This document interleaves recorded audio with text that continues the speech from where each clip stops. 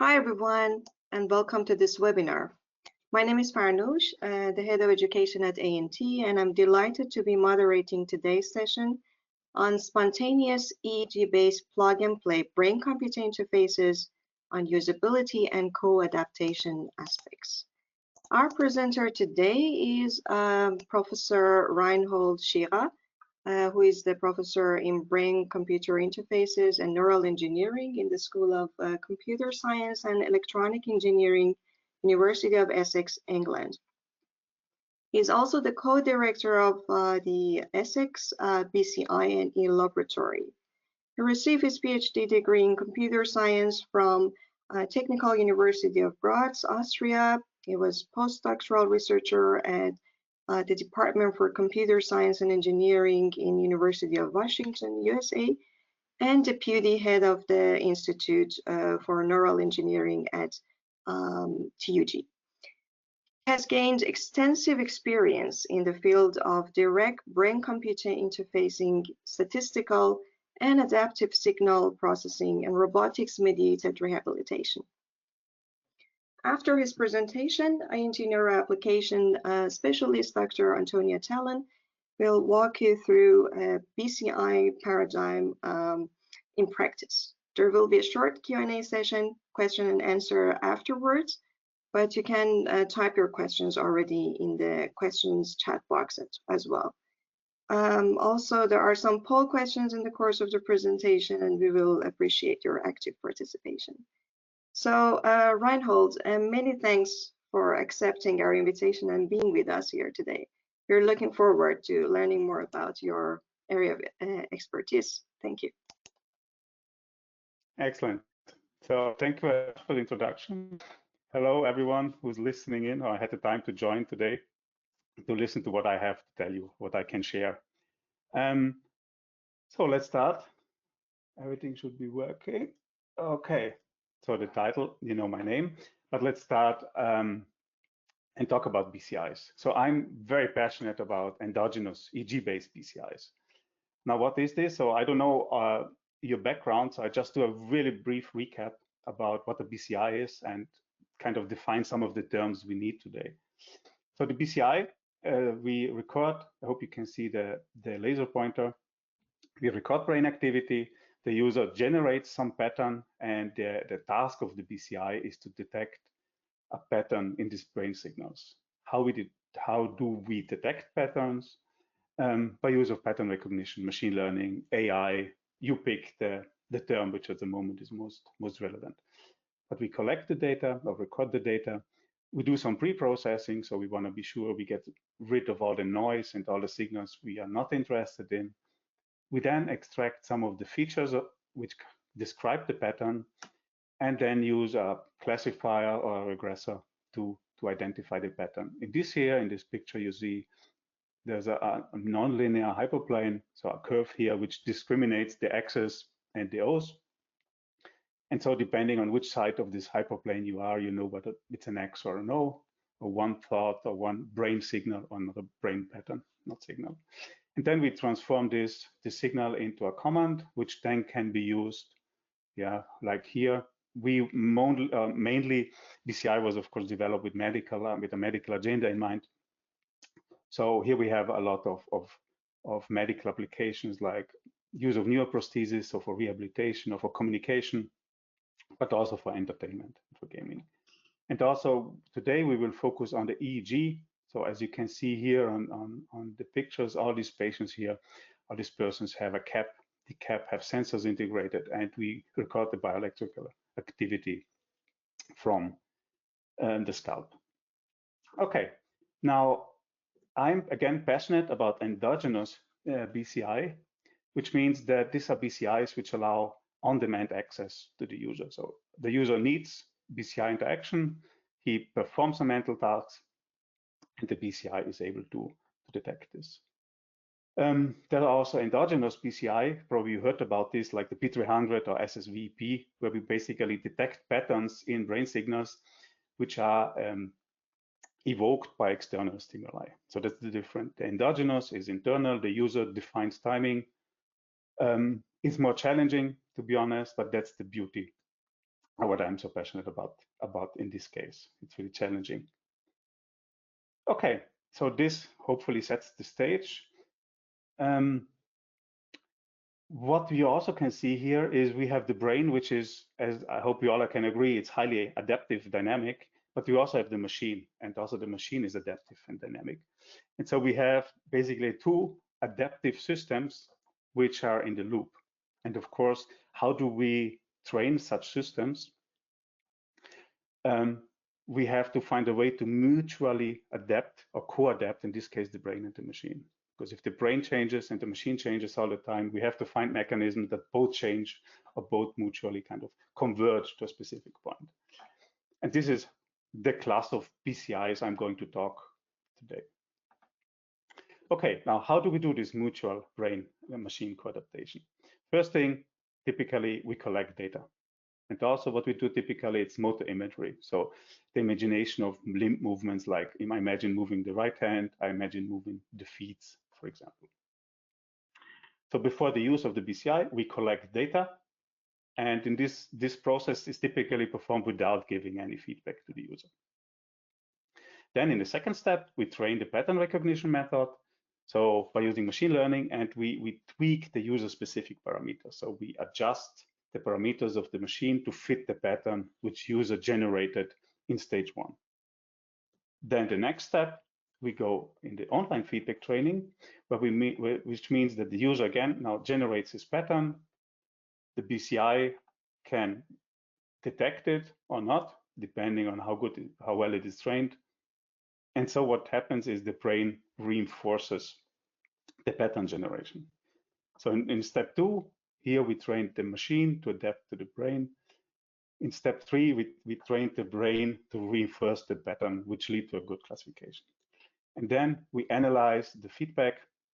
We collect the data, of course, all the time. We analyze, we update the model parameter when needed, and then we go back to step three, and then you repeat this loop several times. So now the first poll comes up. So I'm not sure who of you are familiar with BCI and who not, but the question now would be about BCI performance. What do you expect to be a typical performance of first-time users? I guess I have to wait now to see until the results click in. Let me just see. Yes, the poll is ongoing, and yeah, let's give it 30 seconds. Yeah. And will you tell me the result, or should it pop up somewhere in my? Sure. We can read the results for you. I guess you don't. Okay, excellent. Let's see how many know this or guess this. But probably there are passionate people here who have worked a lot with BCI, so they know. Cool. So 70% of the, 61% responded 70%. And then the second answer is 35%. Okay. 36% of people voted for this one, and only 4% voted for 80%. Okay. So wait, let me solve the mystery. So in average, what we can expect is 70-75% be mathematically precise, because either it's random, which would be 50%, or it's perfect, which is 100%. So you can expect 75%.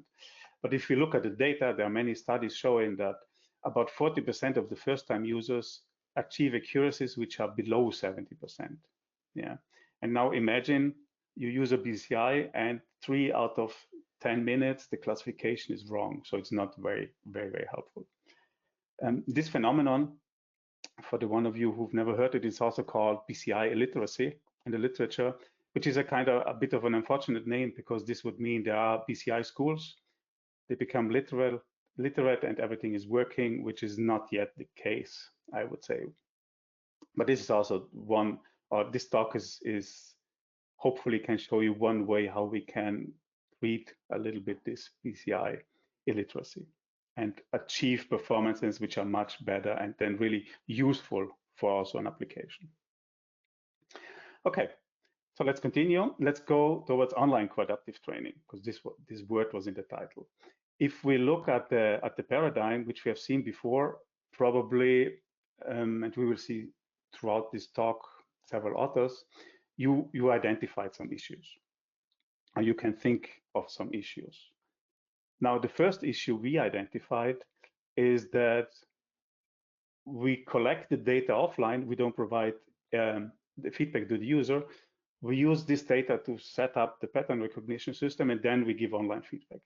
But of course, these are two different scenarios, so two different situations. So we can expect that just providing feedback has an impact on the EEG pattern. And in fact, every one of you who already worked with BCI, with this class of BCI, probably has seen this, that maybe offline it works 100%, and then you do online and it fails completely.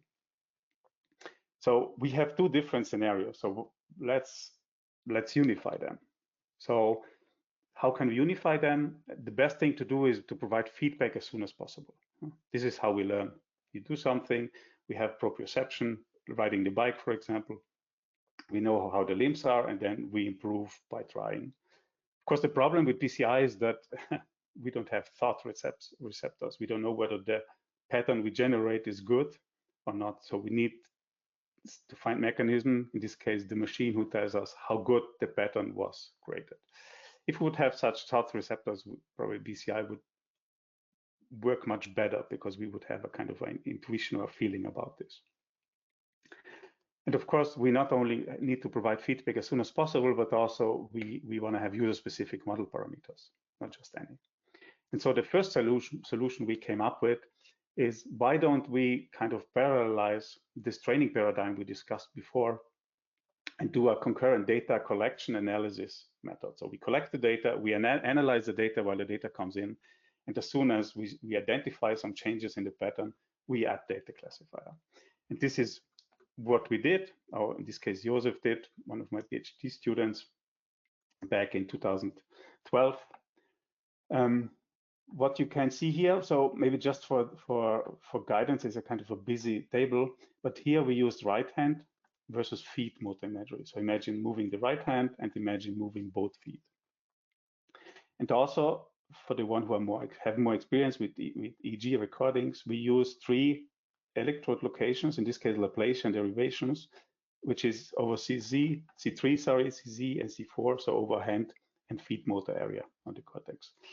And we extracted power, so oscillations features, or band power features, so-called band power features. And we used a linear hyperplane classifier. So in the example before, you have seen the curve, which was a nonlinear. In this case, we used a linear hyperplane classifier. So this is about the technical specifications. Then here on the diagram, what you see on the x-axis here, you have 12 different subjects, and on the y-axis, you see the accuracy. So how good performance, how was the performance? And in this case, the performance is ranked according, or the user are ranked according to performance. So you can see that 2 achieved really good performance right away. Maybe, I hope you can see this. There are some gray dots and some blue dots. We did 40 repetitions of imagination, and then we did the break, and we repeated this 5 times. So all of this of these gray dots is the average over these 40 repetitions, and the blue dot is the average over the 200 repetitions. And what you can see is that 2 subjects performed really, really well. Others also performed really well. I should mention, this is after about half an hour of training. And that others, they improved. But of course, we also had subjects, which you can see here, which were below the chance level. So for these individuals, they were not able to really learn by using the system. But as it turned out, the problem was not the adaptation, but the parameter we used, because we used, in order to compare this result with the literature, we used specific settings, meaning we limited to alpha and beta frequency bands, so between 12 and 13 and 24 and 16 and 24 hertz. And of course, some of these subjects had different activity pattern. But still, what we can see is that there is an increase over time. So the blue, day 1, day 2, each time 30 minutes. Some subject came in 3 times because we wanted to train them to achieve at least a 70% accuracy level, which is the minimum accuracy where you can use meaningfully a BCI. So it was quite good, I think, the results when using really such basic methods. If I can show you now this diagram here, there's the x-axis is the time, and here at second 4 we showed the user, or we asked them to perform this motor imagery. And what you can see, this is averaged over all users. Again, it's around chance level here in the beginning, which is really good. It's just a sanity check, because here the user were not instructed to perform either left hand movement, right hand movement, I think it was, and both feet. So that's perfect.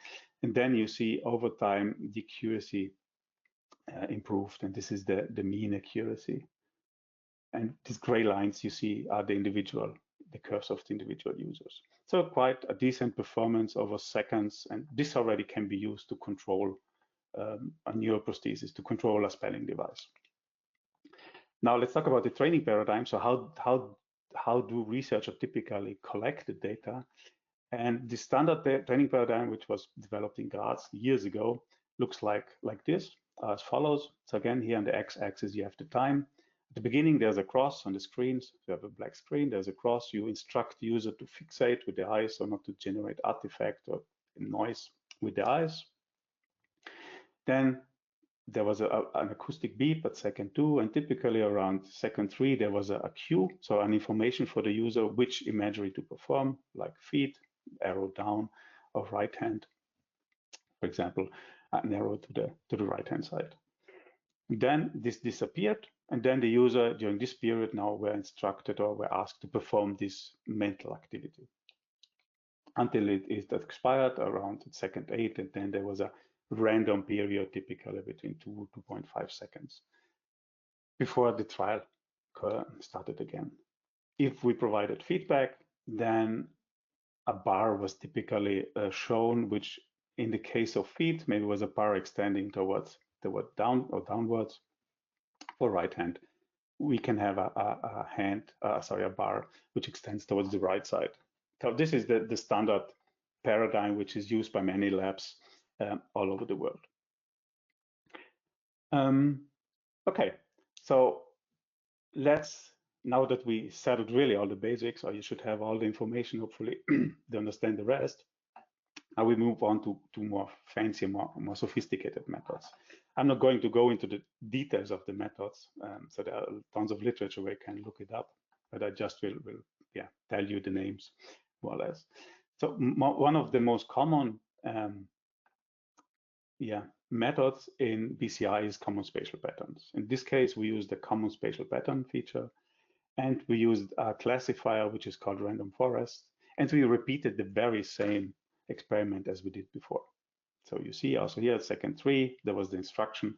But what you can see, of course, if we use more sophisticated methods, we get about, in this case, a mean accuracy of about 85%, which is quite good for, again, considering it's half an hour training with naive users. So quite remarkable, I would say. So this is good. Another experiment we did is we thought, how can we really remove even this initial data collection method? So without providing feedback, but providing feedback immediately. And so what we did, we simply grouped together tons of data of different subjects, not tons of data. BCI, unfortunately, we don't have as much data, but it was 20 subjects, if I'm mistaken. We pulled this data together, created a standard classifier, and each individual who came in, again, naive, received feedback based on the standard classifier, and then instead of training a user-independent model, we adapted this classifier to fit the user. And also what you see here, the timing was slightly different, but still at second 2, there was the feedback period, and you can see that also here, even the median, even the mean probably is in the same direction. So it's really good that from 0 to 30 minutes, you can get really good accuracy by using this co-adaptive training and online co-adaptive training. So the first take-home message for you is that online co-adaptation leads to reasonable performance, I would say, compared to what we have seen before, which is typically 75-ish%. In however, in healthy participants, so not in patients yet, in a limited amount of time, so half an hour, 1 hour. And what's also very important in order to make BCI available for the masses, let's say, it does not require expert knowledge. We set up the system really in a plug and play mode. You just put it on, you press play, and that's it. The system is auto-calibrating. So quite good, I would say. So let's switch topic now.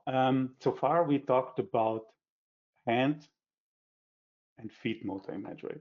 So parallel to studying this online co-adaptation, we also asked the question, which mental tasks work best? Because if you look at the literature, different groups, different researchers use different kind of mental tasks. And so what we did a screening where we used the classical motor imagery tasks, but also we used tasks such as mental navigation or mental subtraction, where we ask persons to subtract numbers or to generate words which begin with a specific letters. So the idea, of course, is that all these areas hopefully involve different brain networks and show activity on over different areas, and so that in this way one could generate more distinct pattern. And in fact, this was the case, and we were able to show this in a series of papers, which Elisabeth Friedrich did, the most work, where we showed there is a big impact, and we can also create not just binary or 2-class BCIs, but also 3-4 class BCI with a superior performance. If we now look how does this look like in patients? So what we have here, we collected data on 2 different days with, if I'm not mistaken, 9 patients. There were stroke patients, spinal cord injured patients, traumatic brain injury patients. And we asked them to repeat the very same paradigm. And then we trained our system on day 1 and wanted to know which combination even works well on day 2. And this is what these results here show. So you see here the word pairs, or the pairs, sorry, the combination. And if you look at this very last diagram, so here again, here's the time. So again, the time of the paradigm we discussed before. And here in this case, the y-axis is not the accuracy, but it's the true positive and true negative rate. So how good was the first and the second class detected? And if you look at hand versus feet, it's really poor detection compared to like using word generation versus hand. There you see that each of these classes is detected with 70% accuracy by using the same method. And this is an improvement of more than 15% in this case. So a second take-home message for you is that individual adapted imagery improves the performance. So this is also a very, very important message.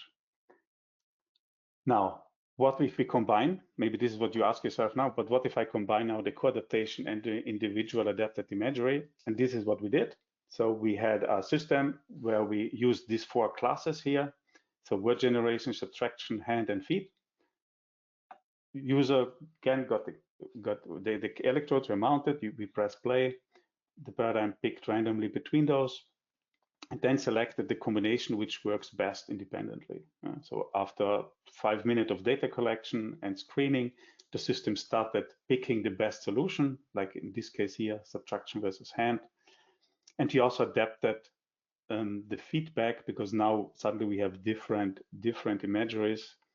And so maybe using arrow in different direction is not easy, the best way to provide feedback. So we just provided positive feedback, meaning that there was a bar extending from the left to the right if the detection was correct. It was neutral, so that it was an empty bar if the detection was wrong. And we also, but we'll talk about artifacts later on, we also showed the user when artifacts were occurring.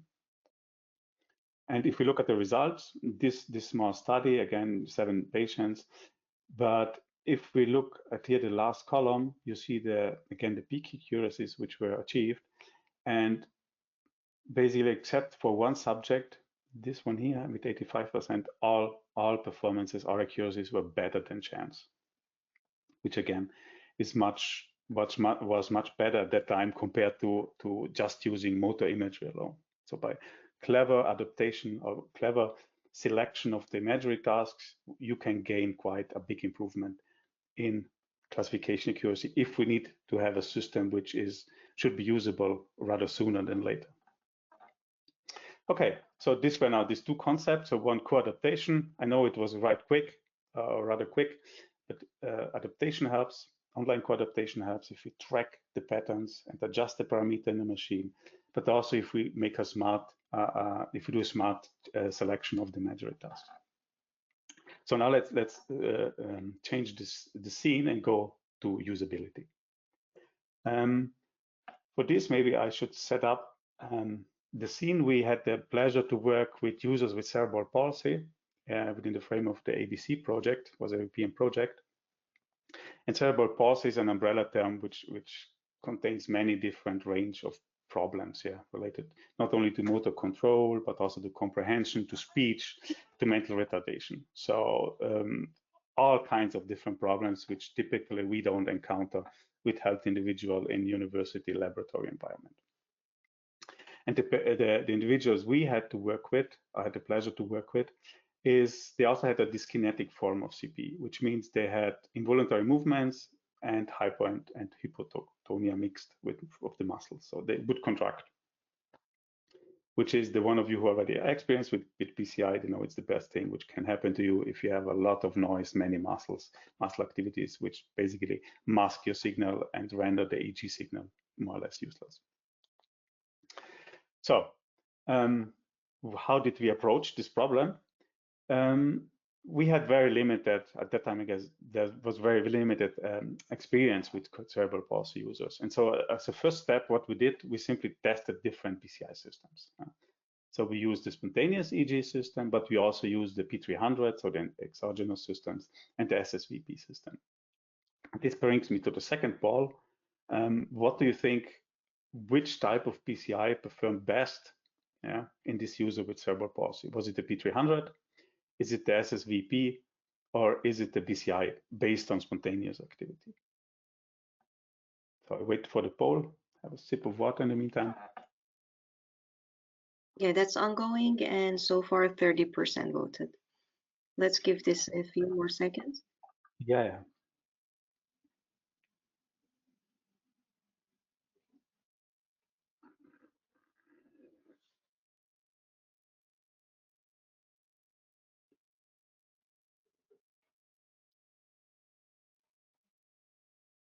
So the responses are very close, Reini.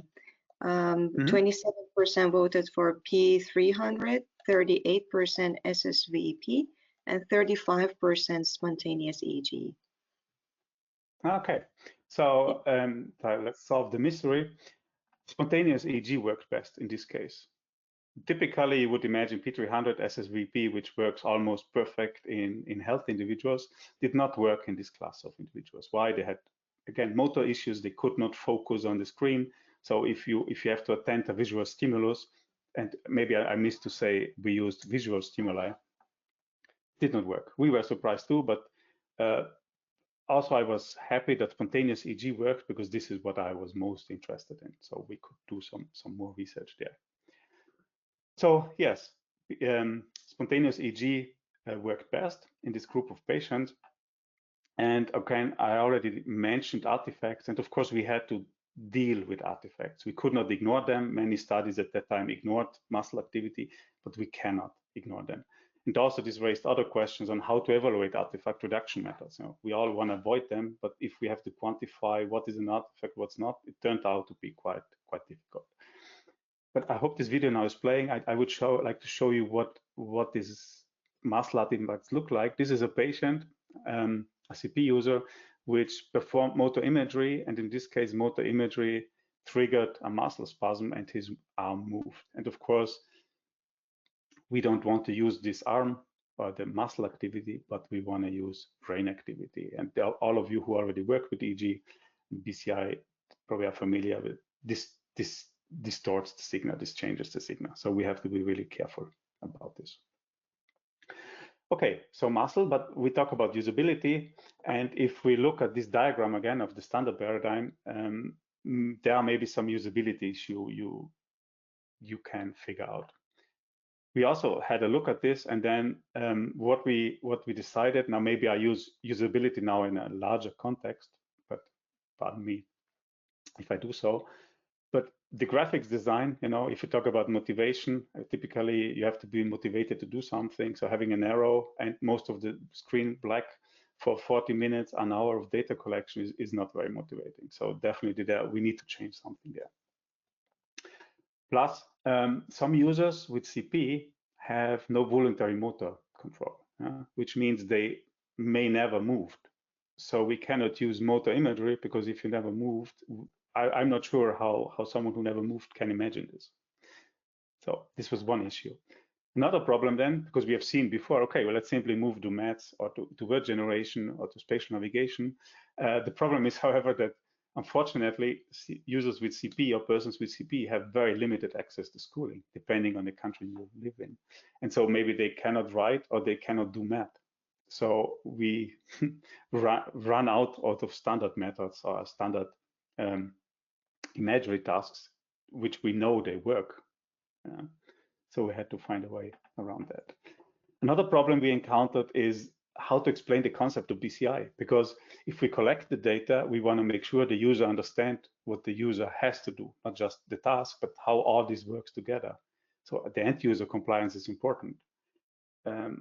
It's very essential to clearly explain to the persons you work with what to expect, what to do. And related to this is also one problem they let us know was that for them it was not clear this transition from the arrow, which we have seen before, or from the bar to the end use application. So how could this arrow finally translate in something moving on the screen, or then later on maybe having a neuroprosthesis and being able to move your limbs? This was absolutely not clear for them. And so, of course, we applied user-centered principles. So we tried to, we engaged with them. We not only tried, but we engaged with them. We asked them what they want to have. And then what we found is that they are used to row column scanning selections. And what they wanted to have is they wanted something, a mobile solution for entertainment. Yeah. So what we did, we came up with a communication port which uses row column scanning. So row column scanning means that you have here, in this case, you have 9 items arranged in a matrix shape, and in the first step, the first row is highlighted. Then after some time, this highlights jumps to the second row, jumps to the third row. It would then go back to the first row. But in this example, for example, if we want to pick the flower here, we would need to wait until the scanner is here in the third row. We switch, and then we wait until the column scanner is in the second row, and we switch again. And so we do switch, we can select it. So this is the basic component or basic principle. This is what we implemented. So we had the user, we had the raw EEG. We developed a method, Ian did in this case daily, which we called the force. It's a fully automatic online reduction method, but also because it's really fun if you have in a webinar or in talks and you can say, we use the force to clean EEG signal, and it's working. It's a method which does not require calibration and so. So we clean the EEG signal. We then use again this common spatial pattern, which you already heard, and LDA for classification, and we classified, was it imagery, yes or no. So basically we took, when training the system, we told the user, please pick a specific item, and then we knew if the user was compliant when he or she was performing a specific imagery. This was an imagery trial. All the other trials were no imagery trials.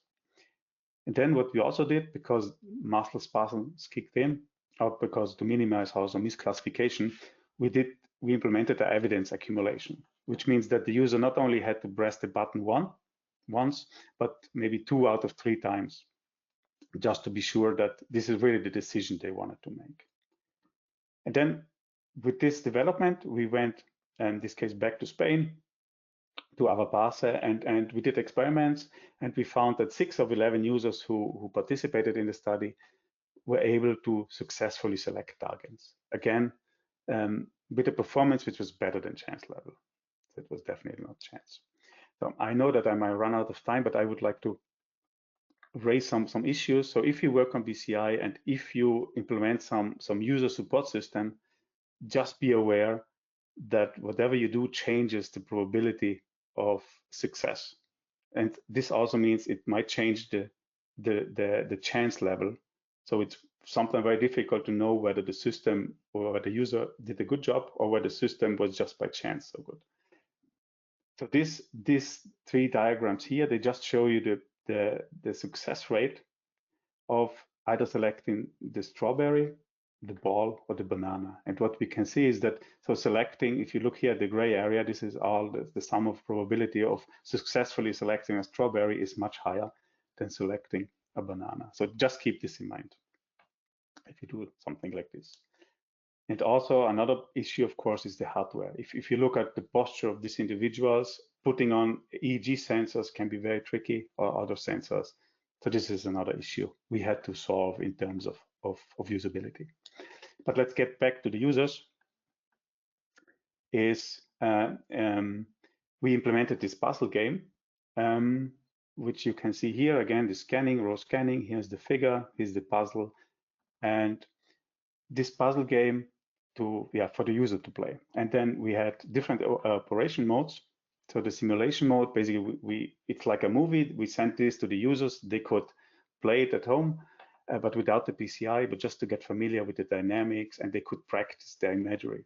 And in order to help them practice with their imagery, they got personalized audio cues. Then, of course, there was the beginner mode, where basically the puzzle game did not accept wrong inputs, and thus the advanced mode, which was a regular gameplay. So we used this puzzle game to train the classifier to then, I'm almost done, to play a socially engaging game, a tic-tac-toe game. So in this case, you're probably familiar with this. In this case, you have to have either 3 lions or 3 elephants in a row, and you win the game. And what I will show you now in this video, this is the speed of 32 times. So it's speed up. But you see the user trained in this case. So we played the puzzle game, we collected the data, we trained the classifier. And then when one puzzle was finished, we had enough data. And then in this case, you see here the user playing against his caregiver in a nicely social engaged, interactive environment, because these users very often anyway don't have a lot of social interaction. So why not send them or give them some additional support and let them play in a nice environment. And this here was one of the scenes. I'm not sure if you can hear the audio where the user won, and he was super happy. And now we can hear. Yeah. Yeah, okay. We could hear it. I just wanted to confirm. Yeah. Okay, excellent. Thank you. So almost done. 2 more balls. So what after this positive feeling for the user, but also for us, we asked the user, what do you think? Would your colleague benefit from the system? Would they be able to use this? What do you think about this? And what do you think? What did the user say? Yes or no?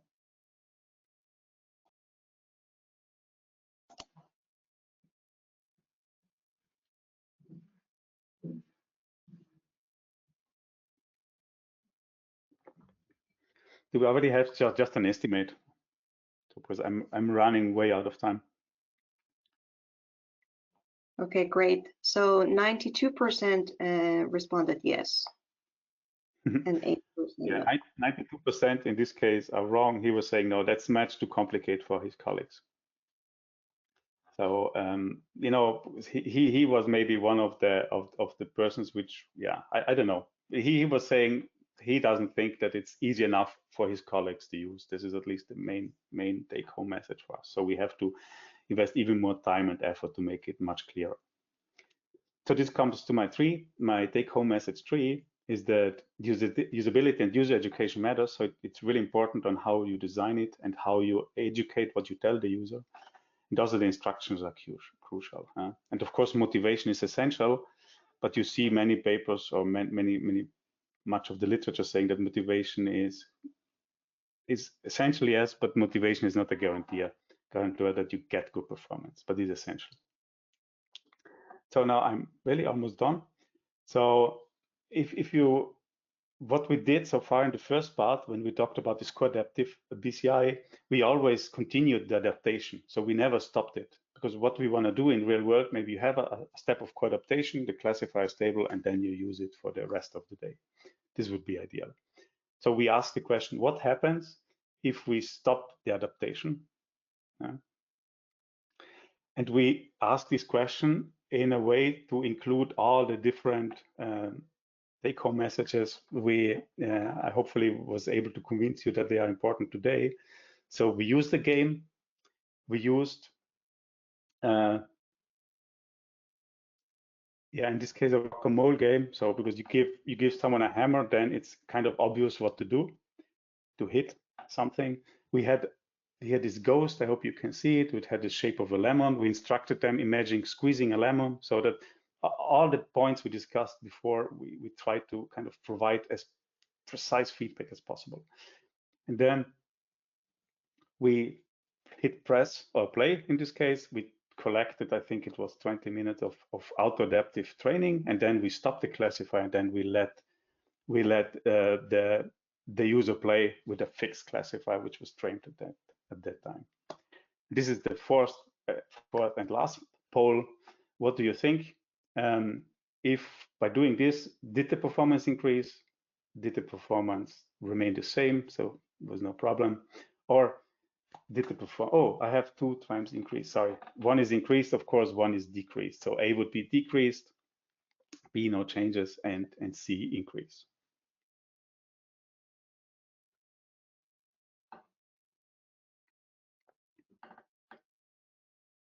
Curious to see what you think.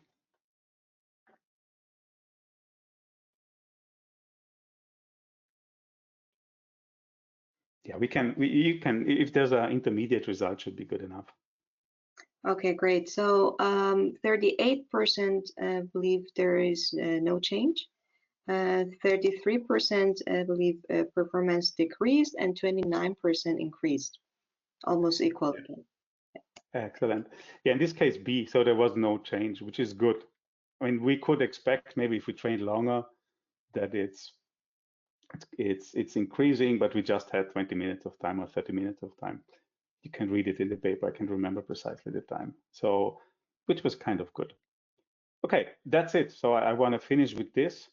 I would like, of course, thank all the former colleagues and current colleagues and everyone involved in the research here. I'm pretty sure I forgot someone, so I decided just to thank it in this ways.